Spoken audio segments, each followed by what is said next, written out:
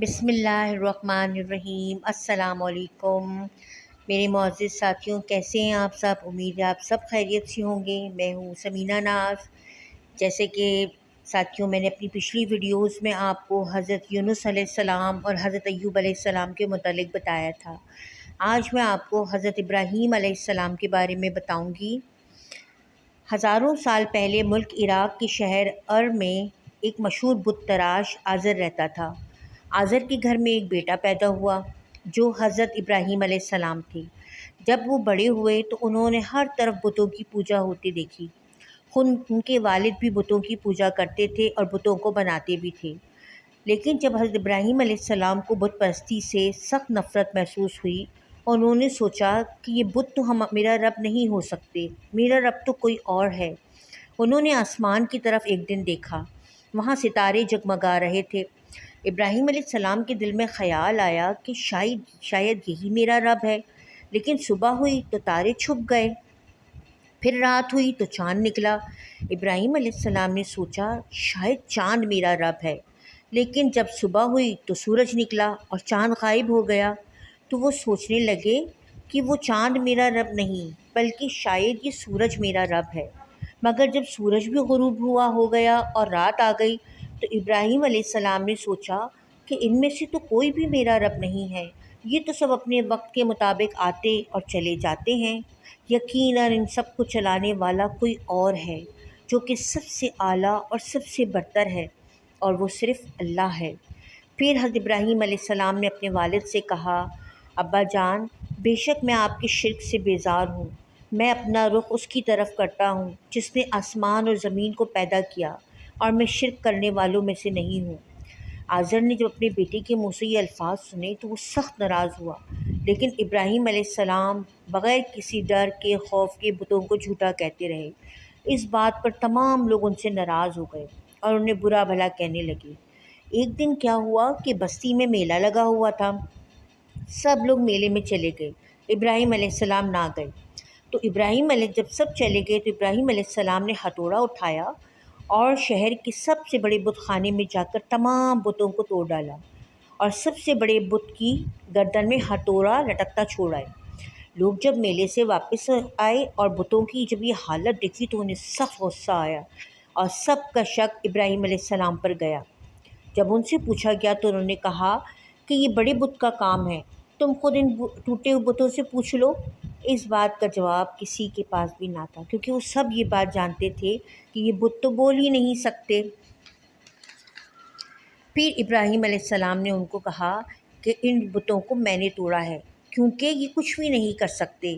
یہ سن کر سب لوگ ان کے جانی دشمن بن گئے۔ وہاں کا بادشاہ نمرود خود کو خدا کہتا تھا اور لوگ اس کی پوجا بھی کرتے تھے۔ جب یہ بات اس تک پہنچی تو اس نے ابراہیم علیہ السلام کو بلایا اور پوچھا کہ تم مجھے خدا کیوں نہیں مانتے؟ ابراہیم علیہ السلام نے کہا، کیونکہ تم ہماری طرح انسان ہو۔ نمرود یہ سن کر بہت ناراض ہوا اور بولا کہ تمہارا خدا ایسا کیا کر سکتا ہے جو میں نہیں کر سکتا؟ ابراہیم علیہ السلام نے کہا، میرا خدا تو زندگی بھی دیتا ہے اور موت بھی دیتا ہے۔ اس نے کہا، یہ کیا بڑی بات ہے؟ اس نے ایک بے گناہ شخص کو پکڑا اور اسے قتل کر ڈالا، اور ایک شخص جسے قتل کی سزا ہونے والی تھی اس کو آزاد کر دیا، اور کہا کہ دیکھو، میں بھی زندگی دے سکتا ہوں، موت دے سکتا ہوں، اور تمہارا خدا کیا کر سکتا ہے؟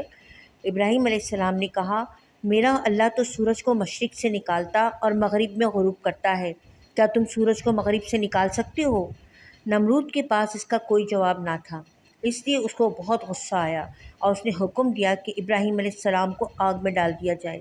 لیکن ابراہیم علیہ السلام کے آگ میں گرنے سے پہلے ہی اللہ تعالیٰ نے آگ کو حکم دیا کہ سورہ انبیاء میں ارشاد ہوتا ہے، اے آگ ابراہیم علیہ السلام پر سلامتی کے ساتھ ٹھنڈی ہو جا۔ اللہ تعالیٰ کے حکم سے آگ ٹھنڈی ہو کر باغ میں تبدیل ہو گئی۔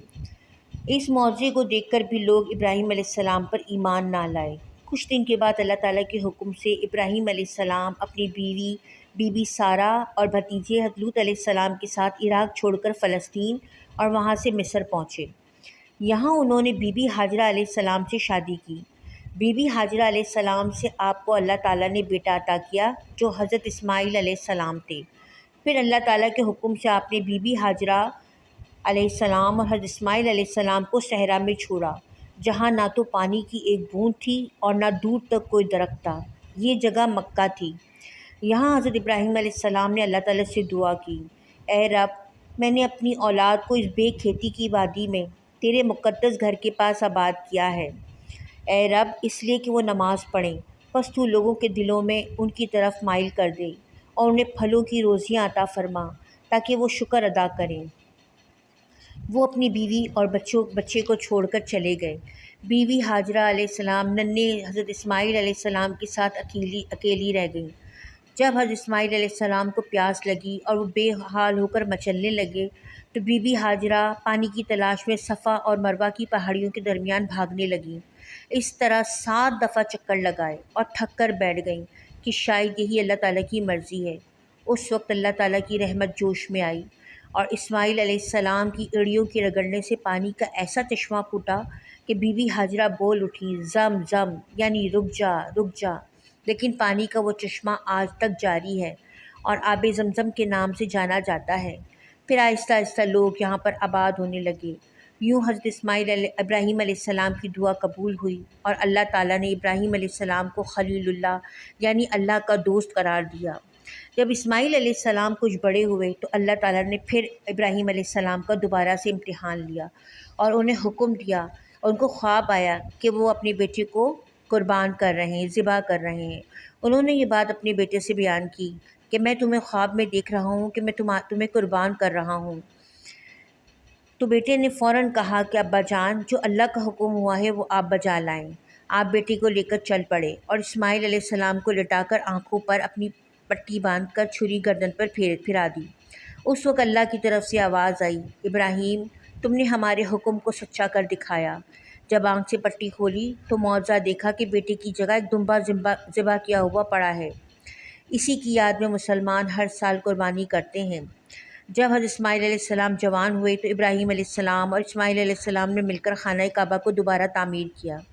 ये वही खाना काबा है जहाँ सारी दुनिया के लाखों मुसलमान हज करने के लिए आते हैं और जिसकी तरफ मुँह करके हम नमाज़ पढ़ते हैं। अगर आपको मेरी वीडियो पसंद आई हो तो शेयर ज़रूर कीजिएगा, लाइक कीजिएगा और अभी तक अगर आपने चैनल को सब्सक्राइब नहीं किया है तो चैनल को सब्सक्राइब कीजिएगा।